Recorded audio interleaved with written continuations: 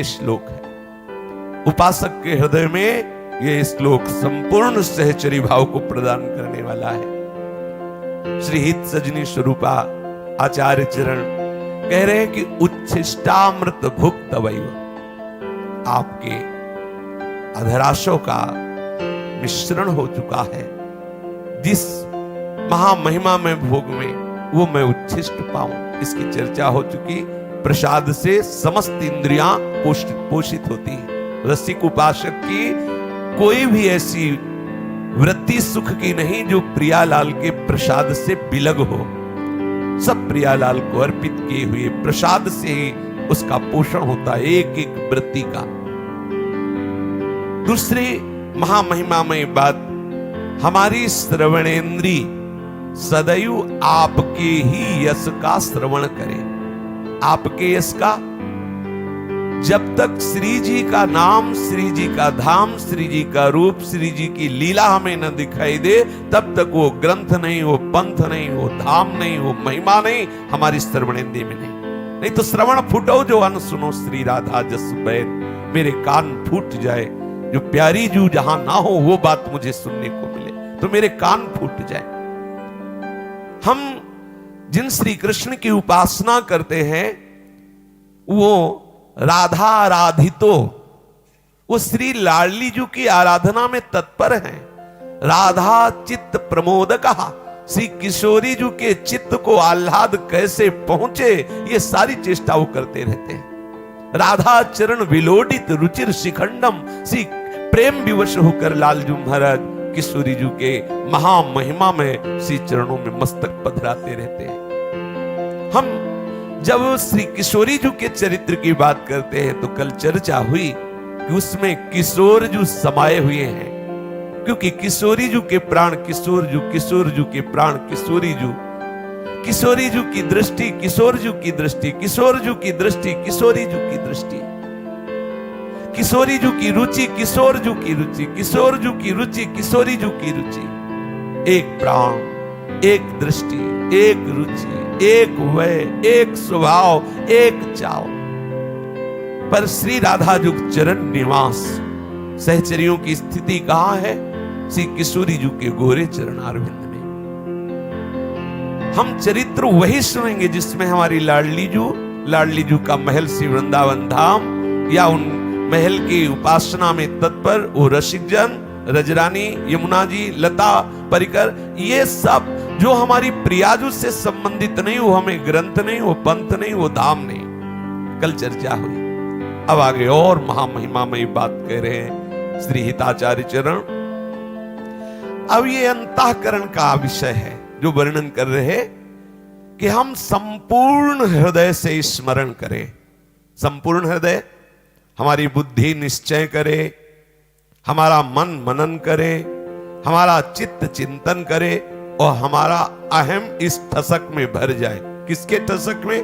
कह रहे स्मरण पादाम्भोज रजस्तवैव, तवैव स्मरण पादाम्भोज रज, आपके श्री चरण और श्री चरणों की रज। आहा, ये है राधा किंकिरी की निवास स्थली जो वर्णन हो रहा आज। इसी के बल से वो इस महिमामयी श्री प्रिया प्रीतम के मन की बात जानते। ऐसे सिद्ध देखे गए जो लोगों के मन की बात जानते हैं।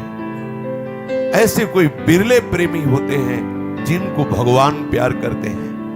भगवान को प्यार करने वाले भी बड़े महिमाशाली हैं, लेकिन जिनको भगवान प्यार करते हैं, और उनसे भी महिमा वाले वो हैं जो भगवान की भगवत्ता से वैराग्य करके, वहां तनिक भी रुचि उनकी प्रभु के ऐश्वर्यता में नहीं, प्रभु को आशीर्वाद देते हुए, प्रभु को दुलार करते हुए प्रभु में मगन है। ऐसे बड़े दुर्लभ भक्त हैं। उनमें भी महामहिमामयी बात है जिन चरणों के लिए श्री लालजू महाराज कह रहे हैं कि ये हमारे हृदय संपुट में सदैव छुपे हुए महाधन स्वरूप है। श्यामाजू के चरणन की बलिहारी, जे हैं बसत किशोर लाल के प्राणन मध्य सदारी।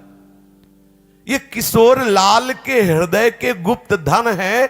जब तक ये लालजू कृपा नहीं करते तब तक कोई राधा चरणारविंद की तरफ आगे नहीं बढ़ सकता, जान ही नहीं सकता, परिचय ही नहीं प्राप्त कर सकता।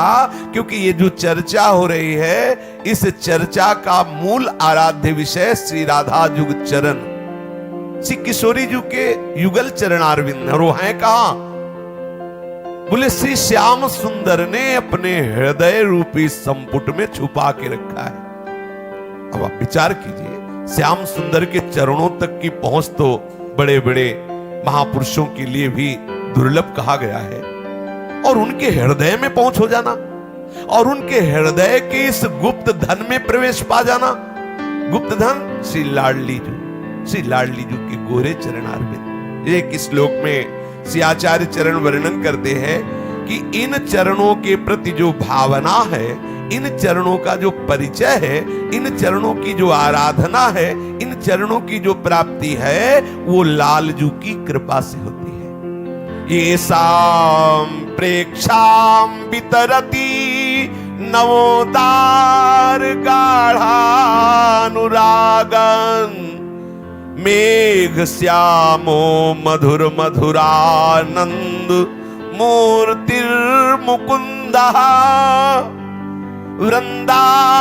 वृंदाटव्याम सुमहिम चमत्कार कारिण्यो किम तानि प्रेक्षेत भूतरस निधानानि राधा पदानि।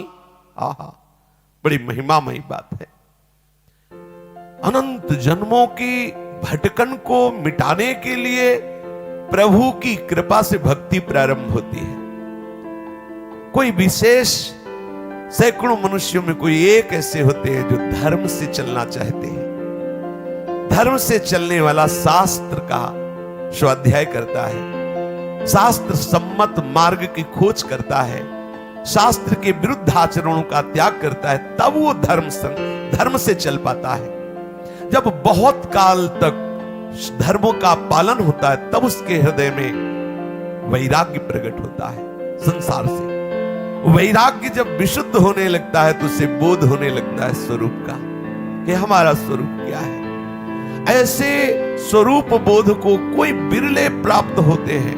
स्वरूप बोध को, ऐसे स्वरूप बोध प्राप्त महापुरुषों को भी श्री कृष्ण रूप माधुरी ने गुलाम बना लिया। श्री सुखदेव जी आदि इस बात के प्रमाण हैं। आप विचार कीजिए, शनकादि जैसे महापुरुष जब वैकुंठनाथ भगवान के धाम में जाते हैं तो वहां जय विजय रोक देते हैं, तो आप इससे अनुमान लगा सकते हैं कि कितना इनको आसक्ति है प्रभु दर्शन की। जरा सा रोक देना इनको असहनीय हो गया और श्राप दे दिया। विचार कीजिए, श्रीधाम वैकुंठ में कहीं भी किसी भी विकार की कोई गुंजाइश नहीं है। श्री सनकादि के हृदय में कहीं भी किसी भी प्रकार के विकार की कोई गुंजाइश नहीं है। लेकिन ये भगवत दर्शन की प्रबल लालसा का प्रभाव हुआ, असहनीय हो गया और श्राप दे दिया प्रभु के निज पार्षद जय विजय को। अब जरा ध्यान दीजिए, वैकुंठनाथ के दर्शन की लालसा ने ऐसे महापुरुष के हृदय में कैसी विकलता पैदा कर दी। और श्री कृष्ण की रूप माधुरी, ब्रजेंद्र नंदन नटवर नागर लाल बिहारी की माधुरी को श्री सुखदेव जी जो ही श्रवण इंद्रिय से सुना विचलित हो गए, ब्रह्म स्थिति से चलायमान हो गए। और कहीं गलबहियां दी हुई अगर किशोरी जी को देखते तो क्या होता? आप विचार कीजिए। तो ऐसे करुणामय लालजू जब जिस पर रीझते हैं, जिनकी रूप माधुरी ब्रह्मबोध की साक्षात मूर्ति है श्री सुखदेव जी महाराज, दिगंबर 16 वर्ष की अवस्था, आप्त काम पूर्ण काम महापुरुष, जिन्होंने लौटकर श्री व्यास भगवान का मुख तक नहीं देखा, अपनी मां को भी नहीं देखा, ऐसे महापुरुष बावरे हो गए श्री कृष्ण रूप सुनते ही।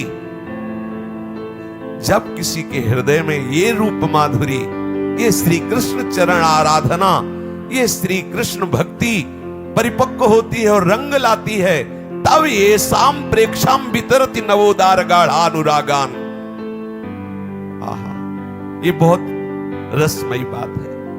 मधुर से भी मधुर महामाधुर्य रस श्री किशोरी जी के श्री चरणों से प्रवाहित होता रहता है। सत प्रेम सिंधु मकरंद रसौग धारा